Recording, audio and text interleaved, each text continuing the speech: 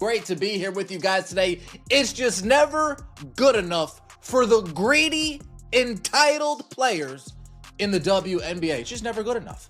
Salaries increasing 4x, salary cap, massive improvement, additional roster spots to teams, housing for the league minimum players, housing for the relief contract players. It's just not good enough. So you know what? Go ahead.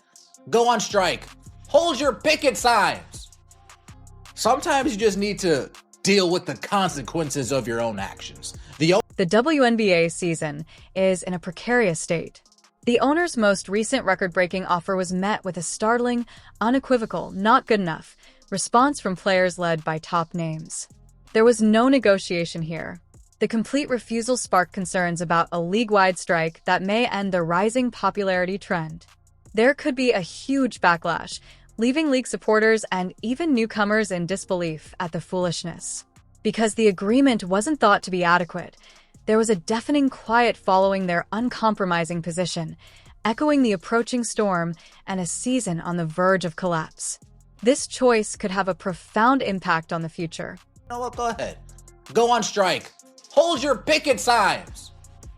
Sometimes you just need to deal with the consequences of your own actions. The owners, they're going to be billionaires whether there's a WNBA season or not.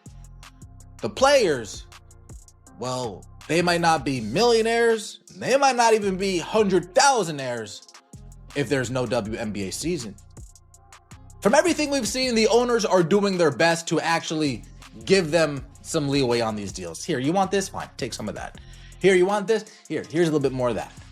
But these players have non-negotiables. According to reports, owners are perplexed by the suggestion, which is unprecedented.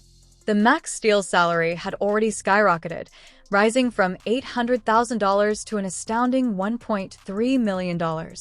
This was more than a bump. It was a large financial investment intended to demonstrate commitment and good faith. The players were unfazed despite their significant concessions. Their requests were significantly higher than what was provided. The gap between the two groups simply widened, giving the impression that the Players' Association was unyielding. Who will lose the most if this fails? And what was the real reason for this steadfast refusal? Non-negotiables. Quoting Brandon Stewart. Non-negotiables. And what's that non-negotiable? 30% gross revenue. Before you guys get around to your expenses, yeah, I'm going to need that. And the owners, to their credit, not coming off that 30%. Don't come off the 30% and let them deal with no WNBA season. They want to go overseas? Fine. See ya. No sweat off my back. I still got money. The owner speaking, of course. Fine. You want to go play it Unrivaled? Cool. No sweat off my back. I still got money. You want to go play in Athletes Unlimited? Cool. No sweat off my back. The owner's plan includes essential infrastructure upgrades in addition to the compensation. They provided extra roster spaces, which are essential for player growth and maintaining competitive equilibrium. More importantly, they suggested housing for relief contract players and league minimum players, which would improve their standard of living and financial stability. These were not minor adjustments. These were significant adjustments meant to enhance the overall gaming experience. However, the players rejected all of these significant attempts to satisfy their demands, saying they were still insufficient. The actual price of this rejection goes well beyond the monetary one. Have you seen how they've been acting? Like the scorned high school girl. You see, like they're acting like a bunch of mean girls. They're acting like a bunch of childs. Going on Instagram, going on Twitter, subtweeting, subposting. Some real professionals over there on the player side. The WNBA sent over its latest proposal late last week that had some important updates for players per Stewart. The Executive Committee for the Women's National Basketball Players Association held a call Sunday to discuss the WNBA's latest collective bargaining agreement proposal, which arrived on Friday. The EC wanted to really understand everyone's point of view and, in a rather open manner, the owners have stated that they don't care about a possible strike. They publicly declare that whether or not there is a WNBA season, they will still be billionaires. The harsh truth is that many players without a season might not even become millionaires, let alone 100,000 IRs. while owners are financially secure. The players appear to be wagering their careers against a backdrop of unwavering affluence as a result of this power dynamic, which produces an awkward conflict. Is this a fatal miscalculation or a planned risk? Minimum salary still making $250K. And the league is still paying for your apartment for the first 3 years. A minimum salary that you're still making nearly $250,000, the league is still paying for your housing. That. Moving along. Those players would receive a stipend plus money for each game appearance, but would be limited to a certain number of appearances. The WNBA has provided housing for players since 1999. In the most recent CBA, teams were required to offer players a one-bedroom apartment or a stipend for housing. A startling demand is at the core of the players' non-negotiables. 30% of total revenue before league costs are deducted. To their credit, the owners are adamant about sticking to this particular proportion, so this is a major bone of debate. They view it as an unsustainable business model, particularly for a league that intentionally loses money, according to the speaker. This one enormous figure is where the battle lines are established, threatening to turn everything upside down. Brittany Griner, she got free housing in Russia. No, we'll move on to the next one. Key stakeholders from the Players Association and WNBA, including multiple owners, met in person February 2nd for the first time since October. During that meeting, housing concerns and facility standards were two issues the players wanted to resolve. While the players were frustrated that the league did not arrive at that meeting with a counter-proposal to the union's latest offer, the league has since responded with a proposal that satisfies some of the housing and facility questions. But it's not good enough! As Stewart noted, however, the league's response did not address the gap between the sides on revenue sharing. But that's not good enough!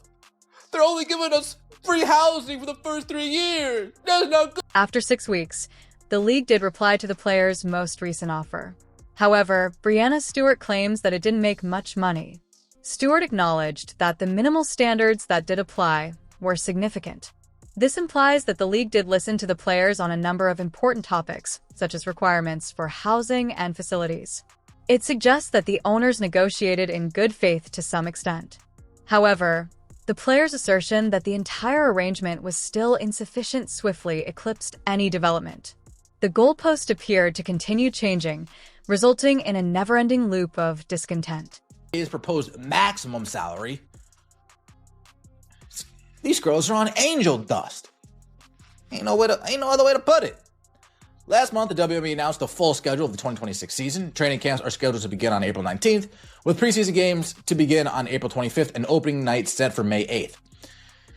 Quote, "Time is of the essence," Stewart said. Stewart added that she doesn't know if there's a drop-dead date, at which the point the league will no longer be able to start the season on time if there's no CBA in place. However, she made it clear that everyone knows that they're running out of time and need to get a deal done soon.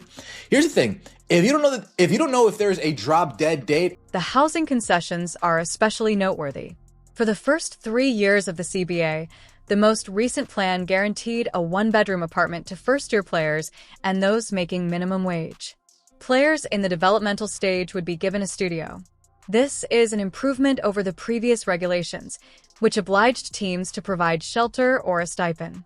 The claim is that housing would still be paid for players earning the minimum wage, which is about $250,000.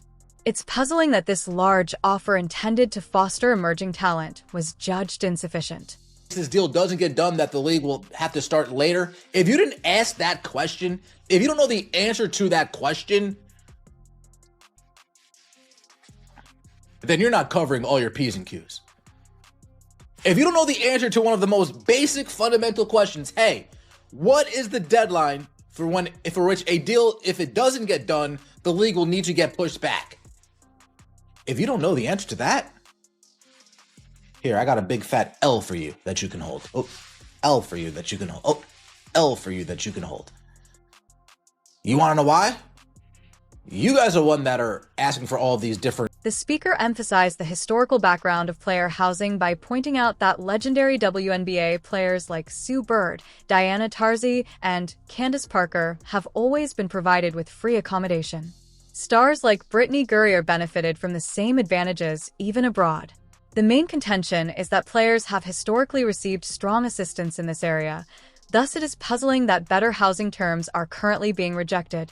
It begs the question of whether the players are genuinely interested in the pragmatic advantages or are pursuing a whole different financial goal, demanding more than stability and comfort. In February, the Players Association met with owners face-to-face. First since October, especially to talk about issues related to housing and facilities. Although the league has now offered a solution that addresses some of these problems, it was once more rejected as inadequate. Stewart herself pointed out that the disparity in revenue-sharing amounts was not addressed in the league's answer. This indicates that even when their stated practical needs are met, the fundamental problem of a bigger share of the revenue pie still stands as the impassable barrier. By increasing the wage cap to $5 million and the maximum salary to almost $1.3 million in the first year, the owner's early December plan was already extraordinarily generous. During the agreement, the maximum compensation would increase to $2 million with each squad has a number of qualified players. The average pay would reach $530,000, with the minimum starting at $230,000. These numbers are not negligible. They are a significant improvement all around. The players, however, maintain their defiance, claiming that these enormous raises were still insufficient. Importantly, each of these suggested wage amounts consists of a base pay plus a revenue-sharing element that takes into account both league and team earnings. The guys had specifically been requesting this. According to sources, gamers would receive roughly 70% of net revenue, the money left over after certain operating expenses, as a result of this agreement. Costs are eliminated. By industry standards, this allocation is generally seen as equitable. However, in keeping with the recurring theme, the players merely said, "That's not good enough." The negotiations were rocked by the players' counterproposal. According to reports, they drastically changed their demands from net revenue to 30% of gross income. With a maximum pay of roughly $2.5 million, this would raise the wage cap in 2026 to almost $1,025 million. This is twice the maximum salary and cap that the WNBA has suggested. The speaker implied an unreasonable and unrealistic expectation that might cause the league to go bankrupt by describing these expectations as though the players were on angel dust. This is the real conflict, a conflict for the WNBA's financial engine. The 2026 season schedule has already been revealed, so time is running out. Opening night is scheduled for May 8th, preseason games on April 25th, and training camps on April 19th. The loud ticking of the clock is audible.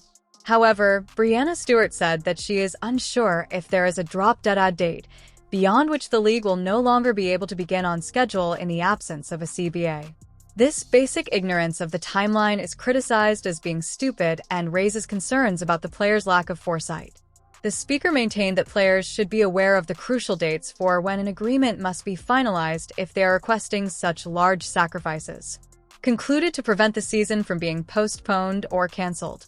Ignoring this most essential question is regarded as a serious mistake that prevents negotiations from moving forward quickly. The idea that the participants may be more concerned with an uncompromising high-stakes gamble than with practical considerations is strengthened by this error. The destiny of the entire league depends on this brinkmanship. Both parties are well aware that this has lasted far longer than necessary, Stewart herself acknowledged.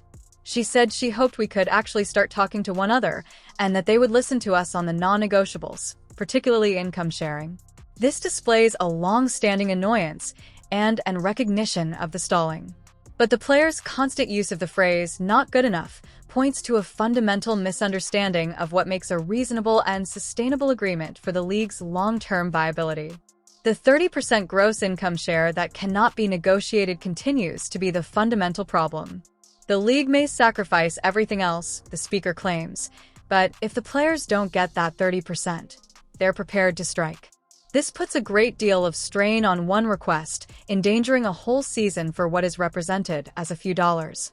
This position's outrageousness, endangering everything that has been accumulated over decades, has infuriated some who think the players are overplaying their hand and possibly destroying their own system. The owner has a strong stance. Players are free agents in the event of a strike, and the league could easily start over somewhere if it so desired. This clear warning highlights the ownership's enormous power and implies that, although a strike would be upsetting, it might not be the billionaire's last resort. But the players' future is much more uncertain, with the possibility of missed seasons and unstable careers. The unequal stakes in this high-tension stalemate are highlighted by this harsh reality check. It is believed that players are willing to jeopardize the WNBA as a whole in order to satisfy this one particular financial demand. According to this story, they are the adjectives entitled and greedy are frequently employed throughout the analysis. This standoff feels especially ill-timed and self-destructive given the league's fast increasing popularity, especially with the introduction of new, exciting talent. For the WNBA, this is a pivotal time when a mistake may stop its progress and turn off a growing fan base. Fans must be quite frustrated as they watch this play out, especially the league's newest and most exciting stars. This acrimonious conflict has now cast a shadow over the WNBA's potential for a rejuvenated league full of talent and unheard-of media attention. The players' actions, which many saw as irrational and self-serving, threatened to put out the flame itself. They contributed to the ignition. Now, the question is not only whether a settlement is reached, but also how much it will cost the league's reputation and potential expansion. In the end, the WNBA is at a dangerous juncture. An unprecedented crisis has been brought about by the players' unyielding rejection of what the owners view as a good offer and their inflexible demand for 30% of gross revenue. Salary is not the only issue here. It concerns the league's basic existence and foundation. The WNBA may be reshaped for years to come as a result of this dispute, possibly giving up a golden age for a few controversial bucks. In this risky game of chance, everyone is watching to see who blinks first, and the future is hanging in the balance.